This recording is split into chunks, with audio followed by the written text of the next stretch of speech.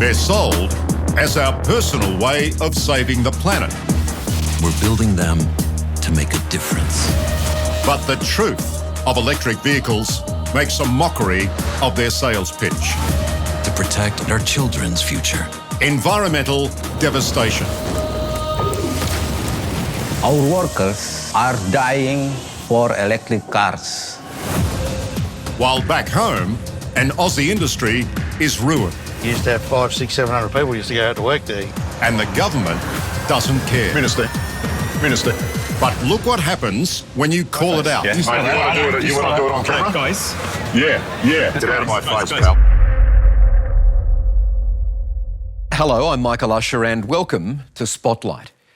We've been led to believe that the electric vehicle industry is a flawless stride toward a sustainable future. But tonight, in a world-exclusive investigation, reporter Liam Bartlett travels to Indonesia to uncover the unsettling truth behind the clean, green dream we've been sold, where nickel, a crucial component in most EV batteries, is being extracted with little regard for the environment or even human life.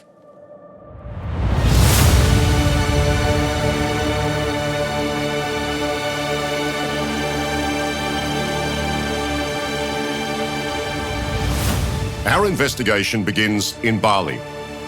We've come to Indonesia as tourists, knowing there's no such thing as official government permission for where we're headed. I think it's fair to say that when most Australians think of Indonesia, this is the picture that fits. Gorgeous sunset, beautiful landscapes, great vistas, natural, tropical, environmental paradise. Well, that's what the Indonesian government wants you to think anyway. They certainly don't want you to see what we're about to show you, which is less than a 2-hour flight in that direction. But as we discover, our flight to the island of Sulawesi is just the start of a grueling journey that few Western journalists have made. A 10-hour traverse over mountainous interior reveals the full extent of Indonesia's ever-expanding nickel frontier.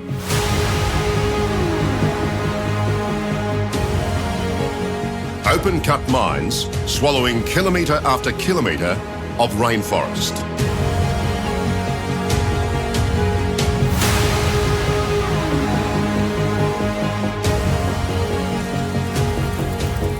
Until finally, we glimpse a massive dark smudge on the horizon. You can smell Morowali Industrial Park before you see it. The largest nickel plant in Indonesia pumps more than 50,000 tonnes of CO2 into the atmosphere every day, creating its own toxic microclimate. All for those environmentally friendly electric vehicles.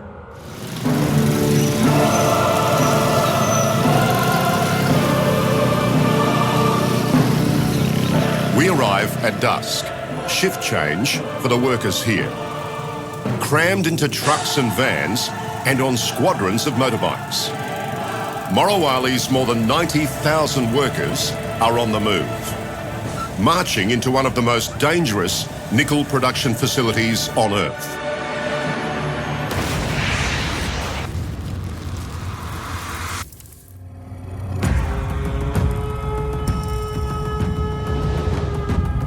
Morowali is guarded at every entrance by heavily armed security forces. They're not only protecting the facilities, they're trying to hide what they're doing here. Because nickel production doesn't have to look like this. Like most Western nations, Australia has strict environmental controls and worker safeguards on how its nickel is produced. And we had a thriving nickel industry before the Indonesian government threw away the rulebook and let Chinese industry make what's known as dirty nickel at places like Morowali.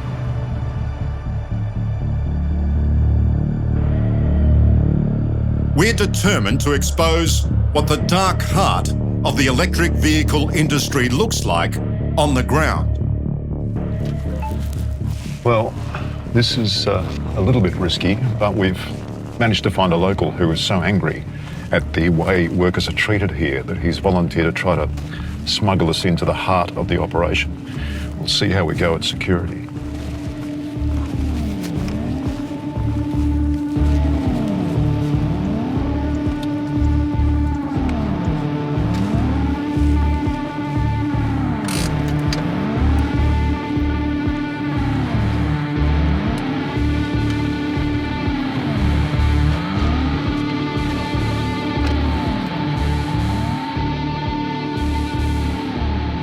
Where's he gone? He's got inside. He went into the hut. This is forbidden territory for foreign journalists. Ethan, what's he doing in there?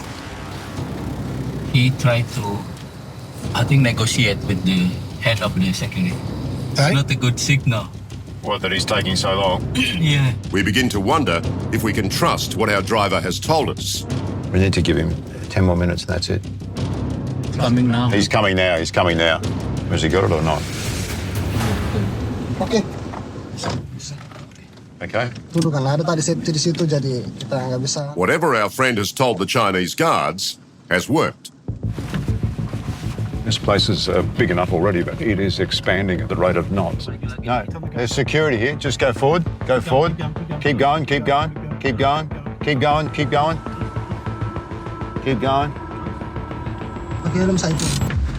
Where your helmet? Okay, you ready, John? We've got a very small window to tell this story, so here we go. We are at the epicentre of the world's green electric vehicle industry. But as you can see, there's nothing green about this.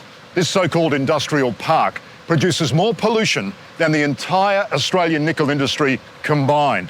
And it's a lot easier to do business here. There are no serious rules and regulations. There are no serious safety protocols. But if you're serious about environmental protection, think about this. This place produces almost 11 times the amount of greenhouse gases to produce the same battery as you would for an equivalent production process in Australia. And that is why they call this dirty nickel. Okay. Okay. Okay, let's go. Yep, let's go.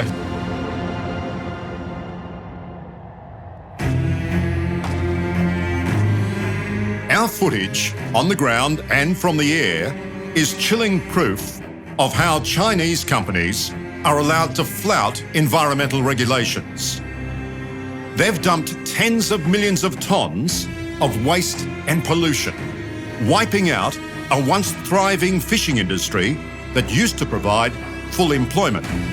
That's forced locals to work at the industrial park, where they're treated almost as slave labour and condemned to live in the squalid slums surrounding the complex.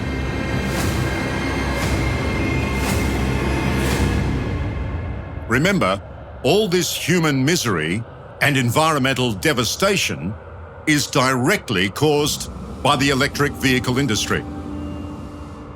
It's a weird irony that your country is producing the material for these batteries, Yes. for electric cars, Yes. which are supposed to be green. Yes, green.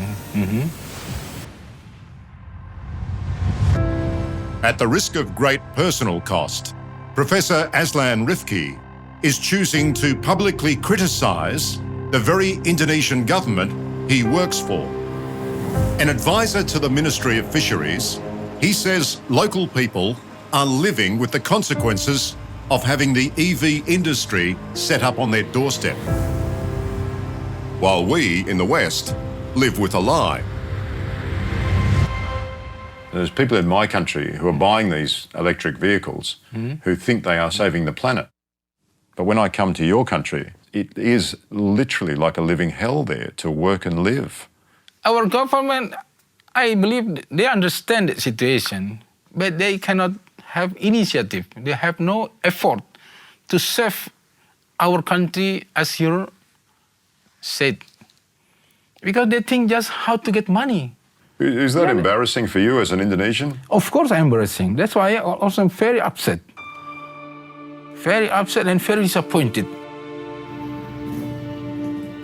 33-year-old Wardana is an engineer at Morowali and a brave voice hoping we can help expose the horrific conditions workers face here. Does the company worry about your safety? No, the company not worry about my safety or the worker safety because the company still production. The company don't care about safety. Do you know of many accidents? Yes, I know many accidents in the factory. This is what Wardana fears.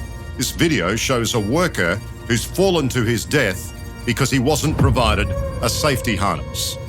We still find that many workers die, injury, and have a fatal accident. They don't care about the workers. December 24, 2023. One of Morowali's Chinese-owned nickel smelters explodes catastrophically.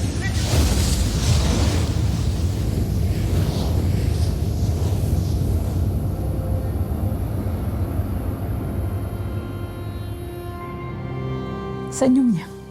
Senyum. I miss his smile. His smile. Santi's son, Rifki, was the middle of 5 boys. But his youngest brother followed him everywhere. He was his hero. At 18, Rifki left the family farm and set off for Morowali, hoping to become a breadwinner for his parents and brothers. Was your son happy to work there, to make the batteries for electric cars? Iya, bangga karena suka. Yes, I'm proud of him because he would take his friends out for meals and he would give me money. He enjoyed spending his money. So he was a hard worker. Iya. But barely 6 months into the job, Rifki is called for urgent maintenance on a smelter. In this video posted to social media, you see his team uses a flame cutter to slice through the wall of a furnace, unaware there's still molten nickel inside. The 2 Chinese bosses running this operation speak almost no Indonesian and are totally ill-equipped to deal with the catastrophe that follows.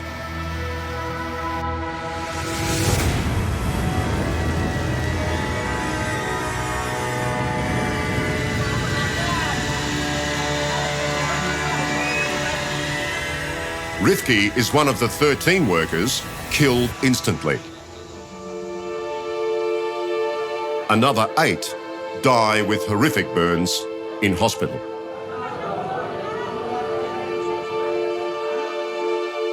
And the first you knew about this terrible workplace accident was when they phoned you, when the company phoned you? Belum. Not yet. They were still searching for him. His body was eventually sent to us in an ambulance. Did the company admit that it was their fault? Tidak. But protests before and after this tragedy have been dealt with brutally. At least 2 workers were killed in the violence. Wardana is among a growing number of workers to join the uprising. But their plea for safety from their government goes unheard. I never seen the Indonesian government see the factory about the situation, about the safety. I don't see. You never see anybody checking? Anybody checking, yeah. So the companies running it, the Chinese companies, are left to do whatever they like? Yes. Union leader and crane driver Jay Jalani is documenting the growing number of young men losing their lives so that we can drive electric vehicles.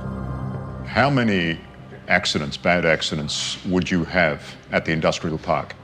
Every day, receive report 8 to 10 working accident in the IMIP area. Every single day, 8 to 10? Yeah.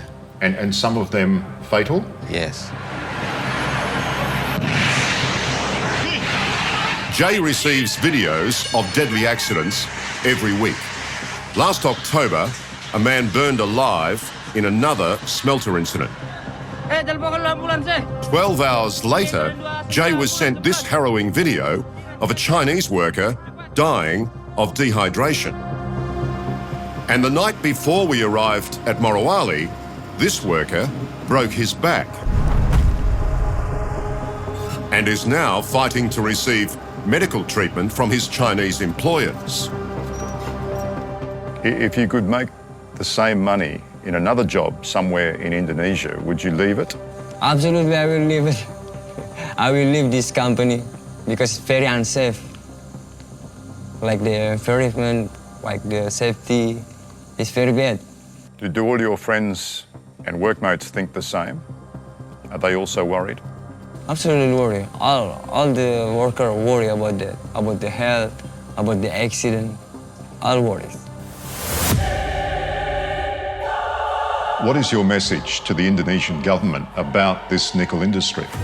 We demand the companies stop the killing our workers. Our workers are dying for electric cars. Next, the glossy sales pitch. It's a monster. It is a big one. And the EV brands with links to China's cheap, dirty nickel. Do you know where the battery metals come from? I cannot answer half of the questions that you're asking. And we lift the veil on China's newest nickel project that locals suspect is poisoning them. Vomiting blood At work. at work.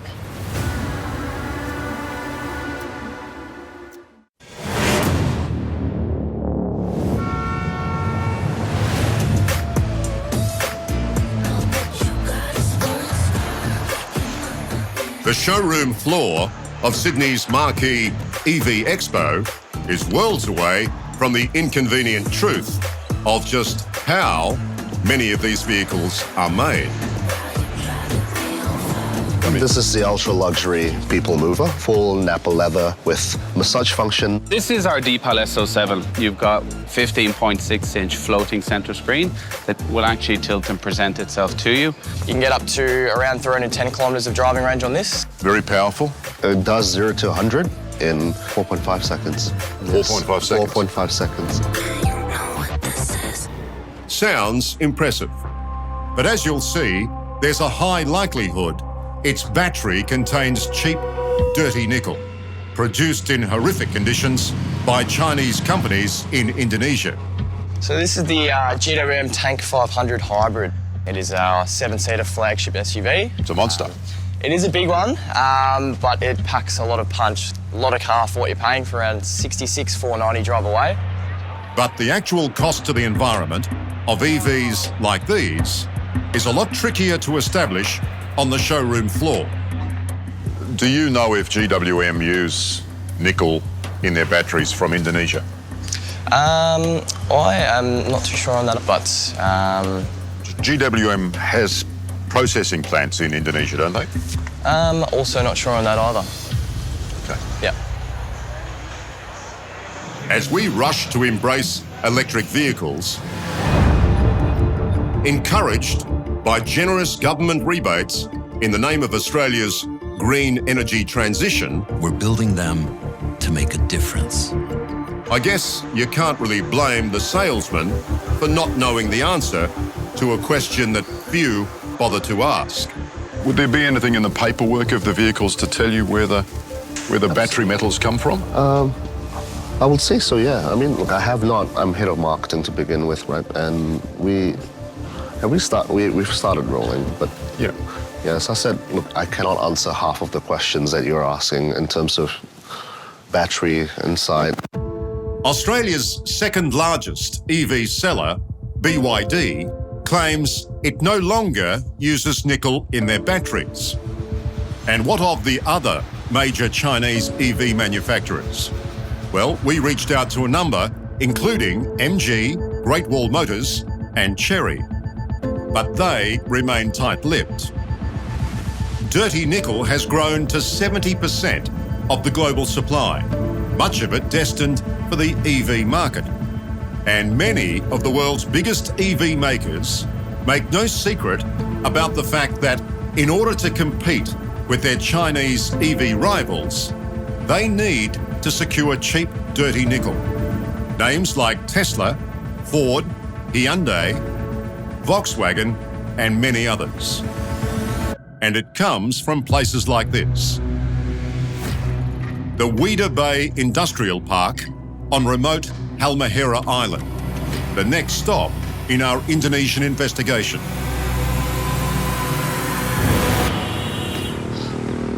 China's EV industry is spending billions here, but little makes it to the people on the ground. You'd never know we were driving into one of the world's largest industrial complexes.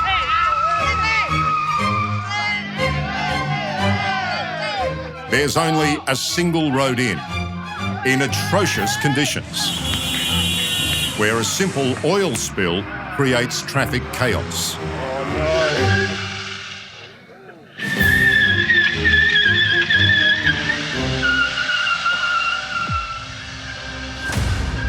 And when you finally make it to Weda Bay, the disregard for the local population is on an epic scale. In all directions, forests and palm groves are being swallowed. Homes are being forcibly acquired. Once crystal clear shorelines are turning brown.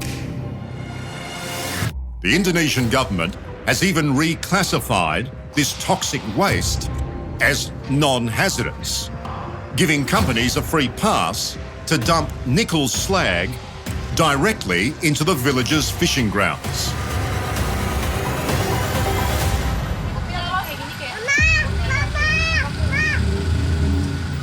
Six months ago, Jakarta-based researcher Anissa Maharani and her colleague travelled here to investigate an endemic and disturbing trend plaguing the local population, who rely almost exclusively on fish for protein. Anissa discovered the local waterways were polluted with alarmingly high levels of heavy metals, and so were local fish stocks. So it only stood to reason that the local population was too. Of 43 people tested by Anissa, more than half showed dangerously high levels of arsenic and mercury.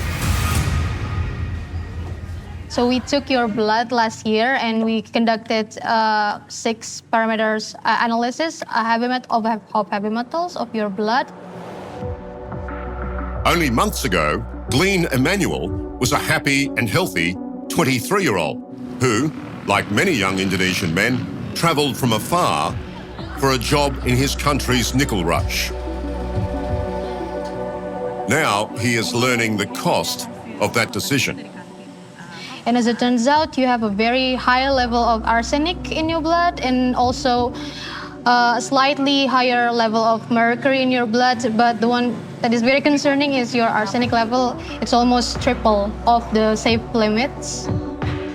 Glenn was initially so excited by his new job at the smelter, he sent these videos to his mum and dad.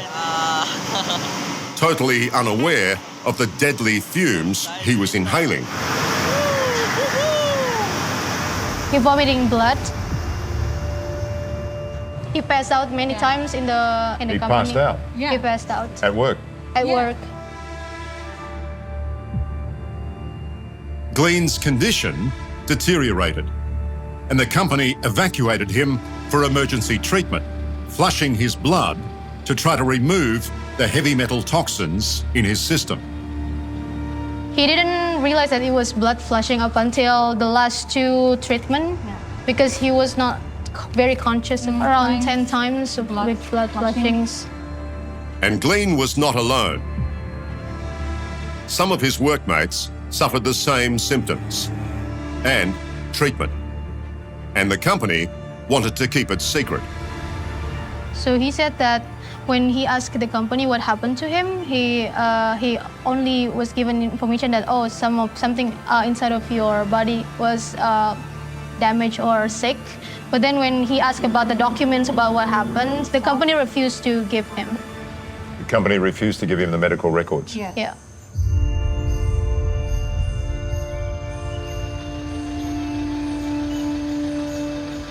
This used to be a very healthy fishing village, but not anymore. And it's about to get dirtier as this place gets bigger. There are already 5 coal-fired power stations on this little strip of land. And as we back home in Australia tend to wring our hands over the closure of just one, here they're about to build another 7. Imagine what that'll do to the environment. Once all 12 coal plants are up and running, the Weda Bay Industrial Park is on track to spew out more greenhouse gases than the entire nation of Brazil and push millions more tonnes of toxic waste into already poisoned fishing grounds. Surely there can be no starker example of the real price being paid in the name of the EV revolution. But incredibly, it gets even worse. Next, the fight for survival by an uncontacted tribe. If you end up with these materials in your cars, you are complicit in the genocide of the Hongana Manyawa. As Big Nickel destroys their forest homeland, so we can drive EVs.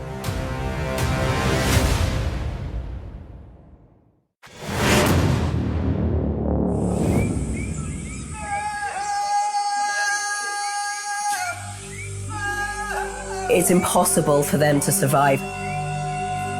It's absolutely horrific what's happening to the uncontacted Hongana Manyawa people.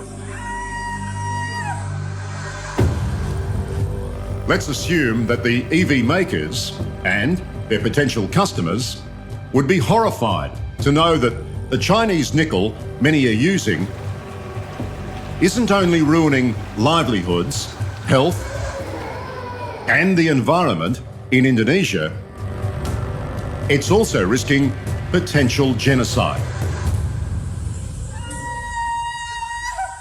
These videos show members of Indonesia's last uncontacted tribe, the Hongana Manyawa, in a standoff with mine workers. One tribe member fires an arrow. The worker filming takes cover. They're coming across these invaders in their forest and they're trying to send them away, and they're trying to send as clear a message as possible. Go away, leave our forest alone. And we have to heed that message. All the major EV makers have been warned that their reliance on dirty nickel is threatening the existence of Indonesia's Hongana Manyawa people. Are the electric vehicle manufacturers completely aware of the devastation that is being done to these people in the name of their batteries? We tell them, if you end up with these materials in your cars, you are complicit in the genocide of the Hongana Manyawa. Sophie Grigg is with Survival International, which advocates for the rights of uncontacted people like the Hongana Manyawa, a group of 500 nomadic hunter-gatherers living on Halmahera Island. In the night, we can hear the blasting, the trucks. Sophie has travelled deep into their forest homeland, where she has discovered rapidly expanding Chinese nickel mines are pushing them closer and closer to civilization and extinction. All over the forest, you can see these enormous pits. In this rare video, a tribal elder and 2 of his clan approaching Chinese nickel miners to beg for food and water. A potentially deadly first interaction. This is all in the name, supposedly, of sustainable development. This is supposed to be the answer with electric vehicles, and look at the devastation it's causing to the forest. And this is the home of the uncontacted Hongana Manyawa. I just don't think we can underestimate the enormity of what's happening to the Hongana Manyawa people. I mean, these are people that rely on the forest for every single part of their life, from their birth until their death. And not only must it just be utterly traumatic for them, it's also so dangerous. They have no immunity to the diseases that people outside can bring in. And we know it's really not uncommon for the population of uncontacted people to be wiped out as a result of contact. So how do Australians know that the electric vehicle they buy is not contributing to the destruction of these ethnic minorities? The more people around the world that are telling the electric car companies, we do not want to be driving around a car that contains nickel that is extracted on the territories of the Hongana Manyawa. Once the car companies realise we can't have this, then the Indonesian government and the mining companies might start listening. We do not want to be complicit in this destruction of these uncontacted people. Back in Australia, the Hongana Manyawa are less than an afterthought in the buzz around the EV revolution. It's great to be here and great to share with such great companies in the transformation that we have underway in Australia. The Energy Minister, Chris Bowen, has chosen a friendly crowd to announce a total of $100 million worth of taxpayer-funded government handouts for businesses buying EVs. Minister, the batteries in most of these vehicles here today coming out of China are using dirty nickel from Indonesia, funded largely by massive Chinese investment. Are you concerned about that? Well, the good news is, Liam, that we have 9 out of the 10 critical minerals necessary to make batteries in Australia. Are we talking to the Chinese about the dirty nickel? We also have a range of discussions with the Chinese government. Our government has regularised relations with China. It's better to have discussions with China than not have discussions with China, which was the case under the previous government. So, Minister, you're happy to see the nickel coming in here in these electric vehicles? I think I've made very clear my preference is Australian nickel. But it's not happening, Minister, it's not happening. Well, with respect, Liam, it is happening. With respect, Minister, it isn't happening. In a word, Australia's once thriving nickel industry is dead in the ground.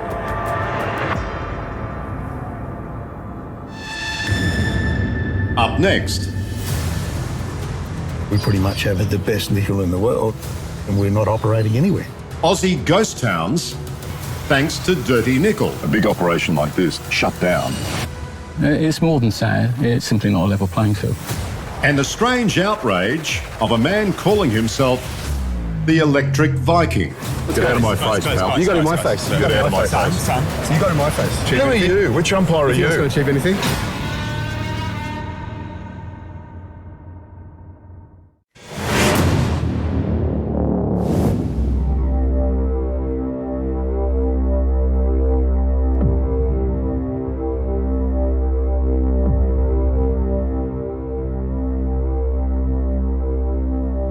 So this would all be mine over here, would it? Yeah, as far as the eye can see. So right out to the tree line there, over that hill, and all out this way. Wow. Yeah. So this is it. This is it. If Sam Riggle's nickel mine goes ahead in New South Wales' remote Central West, the pit itself will be half the size of New York's Manhattan Island. It's the largest known deposit of nickel, scandium and cobalt in the world, and it's fully approved. A potential source of uncountable wealth for Australia from the global electric vehicle boom. And in terms of electric vehicles, what are we talking? What sort of resource have you got? There's about 1 million tonnes of nickel in this resource and about 160,000 tonnes of cobalt. So that's enough to support roughly 500,000 to 1 million electric cars a year for about 50 years of operation. For 50 years? For 50 years. There's just one tragic catch. Right now, Sam has little to no chance of securing the funds he needs to dig it up. And this is the reason.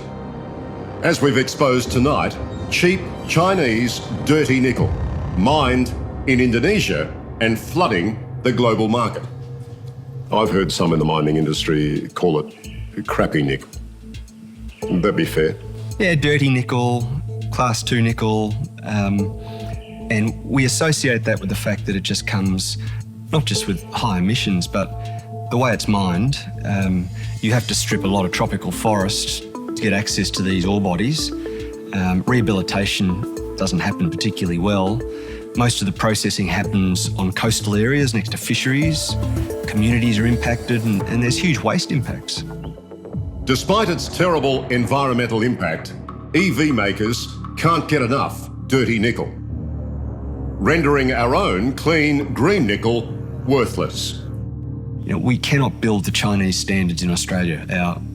Our operating regulations don't allow us to do that. Well, nor would we want to. No, you don't want to. And that's why you have to sell the fact that countries like Australia have a terrific operating environment because we do things properly. So you don't have an industry like what you're seeing in Indonesia built.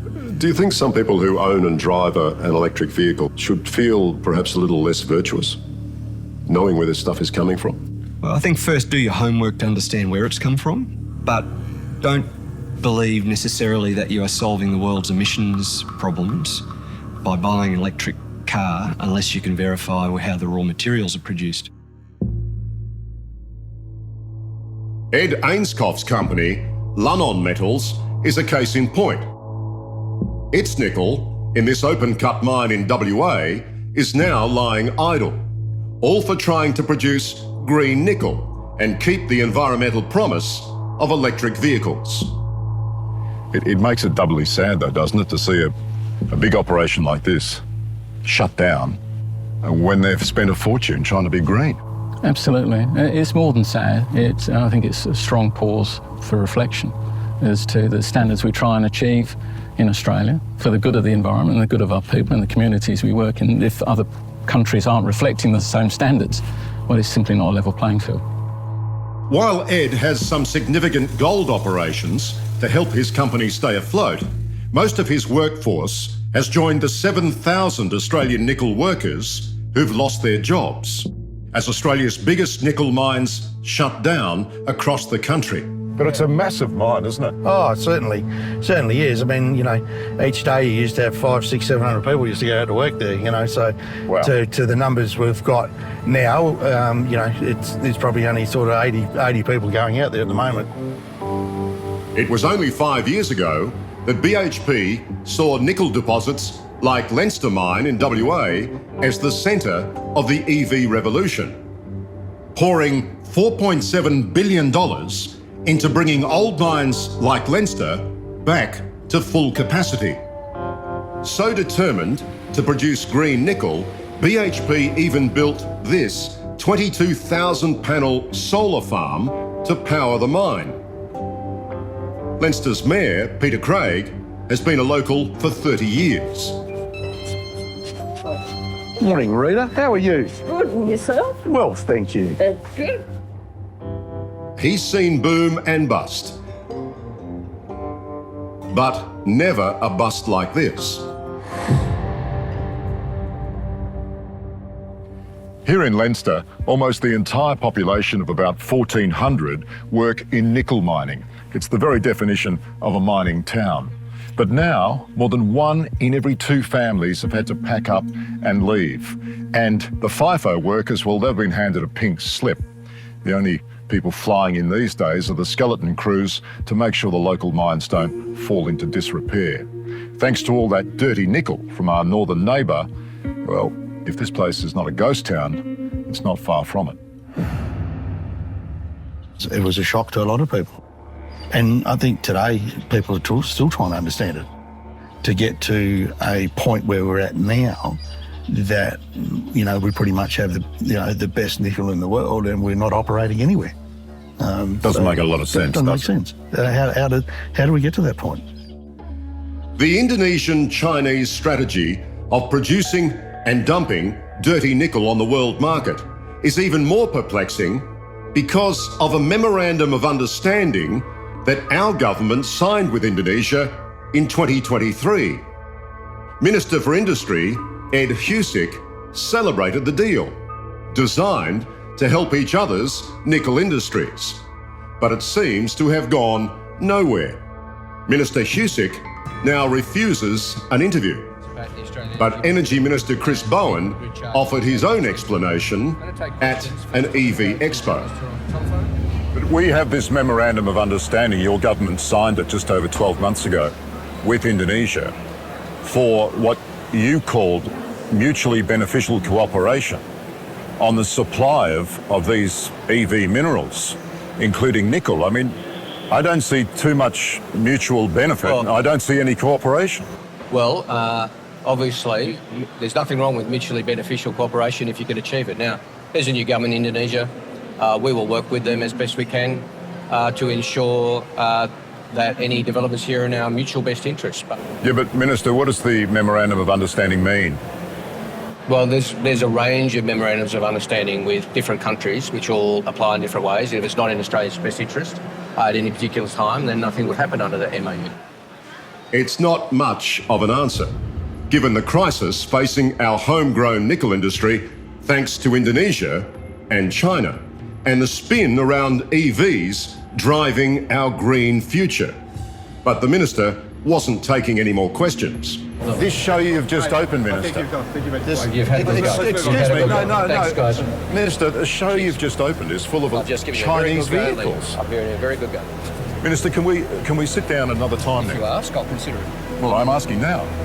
And with that, the Minister left, assisted in his exit and the avoidance of our cameras by this man, whose authority to interfere I thought was also worth a question. Hey, mate, I don't appreciate that. I don't appreciate that. I'm talking to a Minister of the Crown. Hey, mate. Who is this guy? Do you think you're going to get anywhere by doing that? Who is this guy? I want to just help and just separate and just Well, who is he? Who is he? To step between the media and a Minister of the Crown. Hello, friends. Welcome to the channel. I'm Sam Evans. Sam Evans also calls himself the Electric Viking, a self-styled EV zealot who backs the Chinese industry. Automakers and governments are clearly very afraid of Chinese EVs. I've just been in China. The cars there are far superior. And clearly, the Electric Viking has a major issue with anyone who doubts his version of the green dream. Because I let everybody else talk. Get out of my face, pal. You got in my face. Get out of my face. You got in my face. Mate, you want to do it on camera? Guys, you want to do it on camera? You really want to do this? The Electric Viking finally went the way of the Minister. And for the record, Chris Bowen has since refused all requests for a formal interview with us. Next, death, destruction, and an Aussie industry's economic ruin. It is deeply ironic that someone who goes and buys an electric vehicle may be inadvertently contributing to trashing of the environment and abusing of human rights.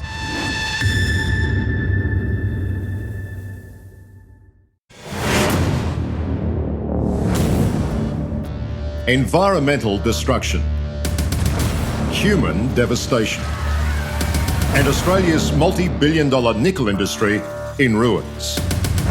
You'd think it would be something one of the three government ministers responsible would want to talk about. But no.